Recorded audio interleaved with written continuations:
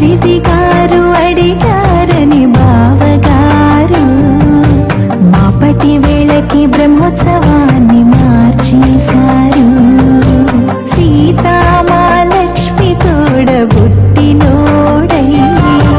బాబు ఈ చంద్రయ్య భక్తుల నిద్ర దోచేశారు. అర్ధరాత్రి చీకటైనా పట్టపగటి కాంతి కాదా